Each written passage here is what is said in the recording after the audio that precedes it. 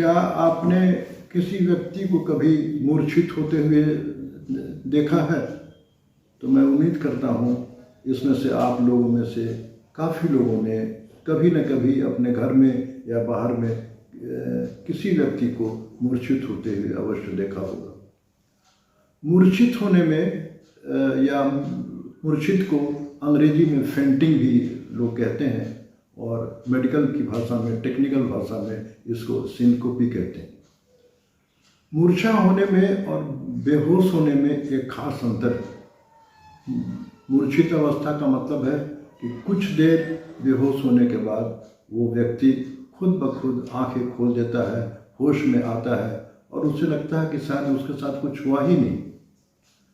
और unconscious state उसको कहते हैं, जो मूर्छित होने के बाद होश में नहीं आवे, या तो उसकी डेथ हो चुकी है या किसी गंभीर रोग के कारण वो आदमी वाकई में और बेहोश है, हमको जिन्हें अस्पताल भेजना पड़ता है। ऐसे मूर्छित होना बहुत कॉमन है और कुछ गंभीर समस्या नहीं है, क्योंकि ज़्यादातर लोग कुछ ही देर में होश में आ जाते हैं और उन्हें कुछ उसके बारे में याद नहीं रहता है। लेकिन कुछ लोगों को, और ये ख़ास तौर से जो ओल्ड एज के लोग हैं, उनमें सिनकोपी या फेंटिंग का कोई गंभीर कारण हो सकता है, जिसको अगर नहीं सही ढंग से डायग्नोसिस हुआ तो उनकी जान को भी खतरा हो सकता है। हमारे लोगों में से हर तीन व्यक्ति में से किसी न किसी एक व्यक्ति को कभी न कभी कुछ पल के लिए मूर्छा का अनुभव जरूर हुआ होगा। और मूर्छित होने का महत्व खास तौर से उनके लिए है जिनको डायबिटीज है और या जिनको बीपी की दवा खाते हैं या हार्ट की बीमारी है, शायद उन्हें मालूम हो या ना मालूम, या कुछ अन्य भी अपने दवाओं का इस्तेमाल करते हैं जिनकी उम्र 60 या 65 साल से ज़्यादा है। इस तरह के लोगों के लिए सिनकोपी या फेंटिंग का महत्व बहुत ज़्यादा है। ऐसे लोगों में ये कभी कभी खतरनाक भी हो सकता है। इसके बारे में डिटेल बताएं कि सिनकोपी के क्या कारण हो सकते हैं। सिनकोपी किन किन परिस्थितियों में ज़्यादा होता है, ऐसी कौन सी चीज़ है जो उत्प्रेरक का काम करती हैं, उसका डायग्नोसिस, उसकी होने के बाद डायग्नोसिस कैसे करें, उसका उपचार कैसे करें, और सबसे महत्वपूर्ण बात है कि सिनकोपी हमें नहीं हो, मूर्छित हम नहीं हो, इससे अपने बचने के क्या उपाय हैं। आगे कुछ मिनटों में मैं इन्हीं खास बिंदुओं पर आपसे जिक्र करने जा रहा हूँ। सिनकोपी के मुख्य कारणों में सबसे महत्वपूर्ण कारण है जब हमारी ब्रेन सेल्स को उचित मात्रा में खून नहीं मिलता है कुछ देर के लिए, कुछ क्षणों के लिए, तो अक्सर लोग मूर्छित हो जाते हैं। और या खून सफिशिएंट भी मिलता हो मगर हमारी खून की धमनियां फैल जाएं किसी कारण से, तो उसमें भी मूर्छित होने का खतरा होता है। ऐसे लोग जो मूर्छित इस तरह से होते हैं, उसको रिफ्लेक्स सिनकोप भी हम लोग कहते हैं। और इसका मुख्य ये कारण है कि अगर किसी कारण से स्ट्रेस हो, मानसिक आपको तनाव अचानक हो जाए, जैसे किसी चीज़ का डर या सीवियर पेन, या आपको किसी कारण से बहुत लंबे समय तक खड़े होने का अवसर मिले जहाँ पर गर्मी बहुत ज़्यादा हो, ऐसी परिस्थिति में भी कुछ लोग मूर्छित हो जाते हैं। और सबसे कॉमन है कि जो लोग वॉशरूम जाते हैं मूत्र त्याग करने के लिए, अगर एल्डरली हैं और खड़े होकर मूत्र त्याग करें, खास तौर से रात के टाइम में देखा गया है, तो उनको बाथरूम में लोगों ने मूर्छित पाया है और इसको मिक्चुरेशन सिनकोपी के नाम से भी लोग जानते हैं। और देखा गया है कि अगर किसी कारण से किसी व्यक्ति की हार्ट की गति बहुत धीमी हो जाए या बहुत तेज हो जाए, तो ये भी कभी कभी मूर्छित होने का कारण बनता है। ऐसे लोग जिनको हार्ट में कोई वल्व की बीमारी है, जैसे एओर्टिक स्टेनोसिस या हाइपरट्रॉफिक कार्डियोमायोपैथी, उसमें ब्रेन में खून जाने में इस स्थिति के कारण रुकावट होती है, जिसके लोग भी कारण मूर्छित हो जाते हैं। बीपी के पेशेंट जो बीपी की दवा खाते हैं, अगर उनमें ऑर्थोस्टैटिक हाइपोटेंशन देखा गया है, इसका मतलब होता है कि वो अगर 3 से 5 मिनट तक खड़े रहे और उनकी बीपी फिर इस स्टैंडिंग पोजीशन में नापी जाए, तो कुछ लोगों को सिस्टोलिक बीपी में 20 से 30 mm की कमी आती है, डायस्टोलिक में 10 से ज़्यादा। तो खड़े होने पर जिनका ब्लड प्रेशर सिटिंग पोस्चर से 20 mm घट जाए, ऐसी स्थिति को ऑर्थोस्टैटिक हाइपोटेंशन कहते हैं। और ऐसे लोगों में फेंटिंग या सिनकोपी का खतरा ज़्यादा होता है। गर्मियों में खास करके अगर हम उचित मात्रा में पानी नहीं पिए तो उसके कारण डिहाइड्रेशन हो सकता है और कोई भी व्यक्ति पर मूर्छित होने का खतरा हो सकता है। अल्कोहल के जो लोग शौकीन हैं, अगर ज़्यादा मात्रा में अल्कोहल का सेवन करें तो भी डिहाइड्रेशन की स्थिति होने पर वो फेंट हो सकते हैं। अगर किसी वश आपके शरीर से खून का स्राव हुआ ज़्यादा, जैसे एक्सीडेंट के बाद, कटने के बाद, या खून या ऐसी परिस्थिति में, या पेप्टिक अल्सर के कारण पखाने के रास्ते से ज़्यादा खून का स्राव हो, वॉमिटिंग ऑफ ब्लड हो, तो देखा गया है कि उसमें कुछ लोग मूर्छित हो सकते हैं। और सबसे ज़्यादा मैंने जिक्र किया कि मूर्छित होने की वारदात डायबिटीज़ वाले पेशेंट में सबसे ज़्यादा है। डायबिटीज़ के पेशेंट चूँकि ब्लड में चीनी घटाने की दवा इंसुलिन या टैबलेट के रूप में लेते हैं, अगर वो हर 3 घंटे पर खाना नहीं खाएं तो उनके शरीर में ब्लड शुगर काफ़ी मात्रा में घट सकती है, जिसको हाइपोग्लाइसीमिया कहते हैं। उनके भी कारण लोग अब बेहोश हो जाते हैं। मैंने अपने विगत कुछ वर्षों के प्रैक्टिस में डायबिटीज़ लोगों में मूर्छित होते काफ़ी लोगों को देखा है। उसकी वजह यह है कि हर 3 घंटे पर कुछ खाना है, इसका अनुपालन हमारे ज़्यादातर डायबिटिक पेशेंट नहीं करते हैं। ज़्यादातर लोगों में, ये ऐसे लोगों में होता है जिनके 2 खाने के बीच में 4, 5, 6 घंटे का अंतराल है। जैसे अगर उन्होंने नाश्ता 9 बजे लिया तो वो खाना 3 या 4 बजे शाम में खाते हैं। दूसरा सवाल जो अक्सर हम लोगों से पूछते हैं कि क्या सिनकोपी खतरनाक है, तो उसका जवाब है कि लगभग ज़्यादातर लोगों में ये खतरनाक नहीं, क्योंकि पेशेंट 2 से 4 मिनटों के अंदर होश में आ जाता है और वो हमेशा कहता है कि हमें कुछ भी नहीं हुआ। लेकिन अगर इस तरह की वारदात उनके साथ बार बार हो, साल में 2 बार, 3 बार, 4 बार, या उसके बाद, तो ऐसे लोगों को डॉक्टरी जांच अवश्य होनी चाहिए। मैं तो समझता हूँ कि एक बार भी सिनकोपी होने के बाद उस व्यक्ति की पूरी जांच पड़ताल होनी चाहिए कि उनके शरीर के अंदर कोई गंभीर अपना बीमारी तो नहीं है जिसके कारण खून का स्राव होता है।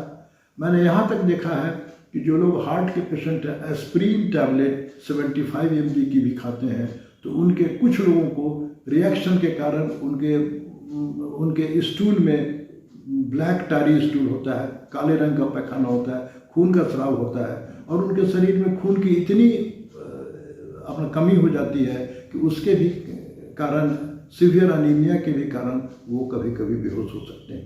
तो ऐसे लोगों को, ओल्ड एज लोगों को काफ़ी केयरफुल रहना चाहिए। और अगर कुछ उनकी जांच में डायबिटीज़, बीपी या हार्ट की बीमारी लगता है तो उसकी उचित देखभाल और मॉनिटरिंग होना बहुत ही आवश्यक है। सिनकोपी में कुछ लोग जानना चाहते हैं कि कौन कौन सी जांच लोग करते हैं, तो मैं बता दूं कि सबसे आवश्यक है एक ईसीजी, इको और कुछ खून की जांच होती है।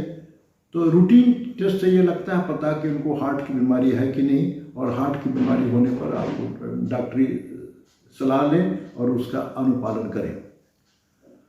सिनकोपी से कैसे बचें, क्या क्या सावधानियां बरतें कि इससे हम लोग बचें। उनको जानना होगा कि किस परिस्थिति में उनको सिनकोपी हो गया। क्या वो ज़्यादा देर तक खड़े थे, उसके बाद मूर्छित हुए, या कोई चोट लगने के बाद से उनकी मूर्छा हुई, या कोई एक्सीडेंट लगने के बाद अपना मूर्छा हुई। तो इन परिस्थितियों के अनुसार उनको राय की आवश्यकता पड़ेगी। ऐसे जनरल में हम लोग राय देते हैं कि पानी की मात्रा शरीर में कम ना होने दें। घर से जब भी निकलें पानी पी के चलें, बाहर जाएं तो एक बोतल पानी पास में रखें, बीच बीच में पानी पीते रहें। दूसरी चीज़ है कि आप एल्डरली हैं या हार्ट के मरीज हैं या डायबिटिक हैं या आपको बीपी हाई है, तो ज़्यादा देर तक बाहर में खड़े नहीं रहें। मान लिया ट्रेन का इंतज़ार कर रहे हैं, बस का इंतज़ार कर रहे हैं, ज़्यादा समय अगर आपको लगता है कि खड़े रहने पड़ेगा तो कहीं पर बैठ जाएं, उससे आपकी सिनकोपी होने की संभावना बहुत घट जाएगी। अब आप कहीं पर बैठे हुए हैं या लेटे हुए हैं और वहाँ से आप उठ के जाना है, तो उठने के बाद जल्दीबाजी ना करें। उठ के 1-2 मिनट तक वहीं पर खड़े रहें, और खड़े रहने के बाद जब आपको लगता है कि सब कुछ ठीक ठाक है तो धीरे धीरे वहाँ से आगे जाएं। झटक के भागने से, दौड़ने से आपको परेशानी हो सकती।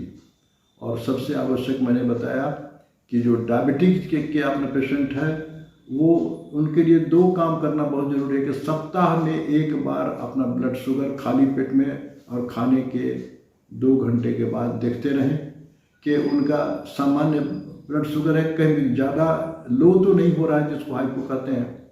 और दूसरी चीज़ है कि 2 घंटे के बीच में 3 घंटे से ज़्यादा का अंतराल नहीं करें।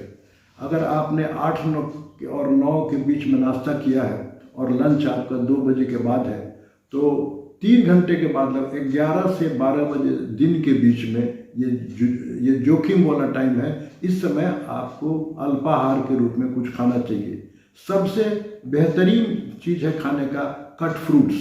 एक सेब, थोड़ा सा अगर पपीता आप 11 और 12 के बीच में खा लेते हैं, चाहे आप नौकरी में हो, चाहे आप बिजनेसमैन हो, एक टिफ़िन में रखें और उस टाइम में भूख लगे न लगे आपको ज़रूर खा लेना है। ये मामूली सी कदम आपको हाइपो में जाने से रोकेगी, आप बेहोश होने से बचेंगे।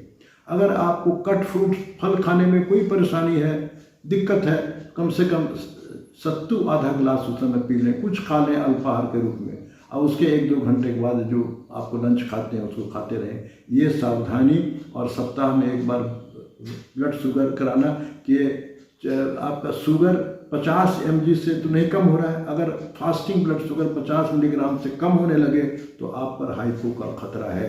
या कभी आपको चक्कर आने लगता है, दवा खाते हैं, तो बी केयरफुल, आपको हाइपो हो सकता है। बीपी के पेशेंट हैं तो आपको जब भी जांच करवाएं, सिटिंग पोस्चर में 1 और 3 से 5 मिनट खड़े होने के बाद स्टेप 2, और देखें कि दोनों में 20 mm से अगर ज़्यादा का फासला है तो आपकी फिजिशियन आपकी डोज को अवश्य घटाएंगे। दूसरा महत्वपूर्ण सवाल होता है कि कोई व्यक्ति मूर्छित होकर हो गया है कहीं भी, तो हम क्या करें और क्या ना करें। उसमें सबसे जरूरी चीज़ है कि कोई भी व्यक्ति मूर्छित हो गया है तो उसको पोस्चर बहुत ज़रूरी है। उसको सुपाइन स्टेज में लेटा दें, मतलब चेहरा आसमान की ओर और पीठ अपना ज़मीन की ओर। और नंबर 2 देखें कि वो व्यक्ति सांस ले रहा है कि नहीं। वो नाक के पास अपनी उंगलियां रखें और वो सांस का टच आपकी उंगलियों पर हो रहा है कि नहीं। नाड़ी अगर देखना हो तो हाथ की नाड़ी के बजाय अपना गर्दन की नाड़ी, मैंडिबल के पीछे यहाँ पर हाथ रख के देखें कि वो नाड़ी आपको पता चल रहा है कि नहीं। अगर व्यक्ति सांस ले रहा है, नाड़ी उसकी आपको महसूस हो रही है, तो खतरे की संभावना लगभग नहीं के बराबर है। लेकिन अगर आपको सांस नहीं अपना पता चल रहा है और नाड़ी भी नहीं आपको पता चल रहा है, ये स्थिति खतरनाक है। कार्डियक अरेस्ट भी हो सकता है, अचानक डेथ भी हो सकता है। इस समय एक्ट करने की ज़रूरत है कि आपको इमीडिएट सुपाइन स्टेज में जो व्यक्ति लेटा है, छाती पर बीच में हड्डियों, छाती की हड्डी के नीचे हाथ रख करके कार्डियक मसाज करते हैं, जिसको CPR के नाम से भी अपना जाना जाता है, कार्डियो पल्मोनरी रिससिटेशन। समय के अभाव से मुझे संभव नहीं है कि मैं अभी आपको उसका वीडियो दिखलाऊं, लेकिन आपकी सुविधा के लिए इस वीडियो के अंत में डिस्क्रिप्शन में मैं CPR के वीडियो देख रहा हूं, उसे आप अवश्य देखें। और ये बहुत मामूली सी चीज़ है, आपके छोटे से प्रयास से किसी की कीमती जांच भी आपने बच सकती है। CPR की आवश्यकता है कि नहीं, अगर टाइम पर 2-3 मिनट के अंदर मूर्छा होने के बाद अगर आप CPR कोई भी व्यक्ति देता है तो जान उसकी अपना बच जाएगी। CPR अगर आपको लगता है कि सांस की आपको नहीं पता चल रहा है, नाड़ी नहीं है, तो पेशेंट को इमीडिएट हॉस्पिटल ट्रांसफ़र करना पड़ेगा। पेशेंट को ऑक्सीजन की आवश्यकता हो सकती है, डिफिब्रिलेटर की आवश्यकता पड़ सकती है, जो जरूरी उपाय किए जाएंगे। कुछ लोगों में जो गंभीर रूप से सिनकोपी होती है, ये उनके जीवन का आखिरी लक्षण भी हो सकता है। कुछ लोग हम लोग आए दिन सुनते हैं कि वो आप गिरे, बेहोश हुए और कुछ ही मिनटों में उनके प्राण पखेरु उड़ गए। मगर CPR से काफ़ी कीमती जान आपने बचाई गई है, इसका सारा विश्व गवाह है। इतनी जानकारी फेंटिंग के लिए हम लोगों के काफ़ी है। सारांश में मैं ये संदेश देना चाहता हूँ कि मूर्छा होना बहुत ही आम बात है। अक्सर हम लोग हमारे घरों में, हमारे समाज में, परिवार में लोग मूर्छित होते हैं। अगर उनको समय पर ढंग से फर्स्ट एड आपने दी जाए, सुपाइन हटा के देखें सांस आपने चल रही है कि नहीं, CPR दें। बचने के लिए डिहाइड्रेशन आपको नहीं हो, इसका ख्याल करें। और कुछ लोगों को अकारण जो ज़्यादा देर स्टैंडिंग के बाद हो जाते हैं बेहोश, ज़्यादा देर तक स्टैंडिंग स्थिति में नहीं रहे। अगर आपको लगता है घंटे 2 घंटे खड़े होकर इंतजार करना पड़ेगा, किसी से आग्रह करके कहीं भी बैठ जाए, तो बैठ के रहने से ये काफ़ी आसान होगा। रेगुलर BP का चेकअप कराएं, मॉनिटरिंग कराएं, दवाई खाएं। और डायबिटीज़ के पेशेंट हाइपो से बचने के लिए 2 भोजन के बीच में फलों का इस्तेमाल, खास करके फल खाने का सबसे बेहतरीन टाइम है जो 11 से 1 के बीच में आप खाते हैं, जिसको अंग्रेजी में मिड मॉर्निंग स्नैक्स भी कहते हैं। वो that is the ideal time, उस समय खाना। फल थोड़ा मीठा भी होता है और डायबिटिक के लिए हार्मफुल भी नहीं। और आपको लगता है कि कोई गंभीर बात है तो उसका उचित उपचार, और खास करके जो लोग हार्ट के पेशेंट हैं, जिनको अगर ये होता है कि हार्ट ब्लॉक के कारण वो हुए थे बेहोश, तो पेस मेकर अगर उनको लग जाए तो ये हमेशा के लिए आप बेहोशी खत्म हो जाएगा। ICD या पेस मेकर हार्ट के ऐसे डिवाइस हैं जो बार बार मूर्छित होने से लोगों को बचती है। इन्हीं बातों के साथ, नव वर्ष की शुभकामनाओं के साथ मैं इस वीडियो को समाप्त करता हूँ। खुश रहें, स्वस्थ रहें।